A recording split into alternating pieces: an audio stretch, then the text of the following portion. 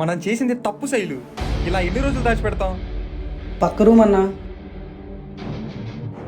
నువ్వు చేసేది తప్పేలా అవుతుందిరా. నిన్ను ఫస్ట్ లవ్ చేసింది నేను కదా. కానీ శివన్న నిన్ను లవ్ చేస్తున్నాడు కదా. నువ్వు నన్ను లవ్ చేసినప్పుడు ఆ శివ నన్నే లవ్ చేస్తున్నాడని నీకు తెలియదు కదా.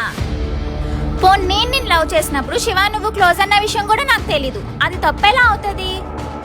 వద్దు శైలు, శివన్ అంటే నాకు చాలా ఇష్టం. ఇక్కడతో ఆపేద్దాం. ఇప్పుడు వద్దంటే ఎలా వంశీ? ఈ రూమే అన్నా. డోర్ తీరా.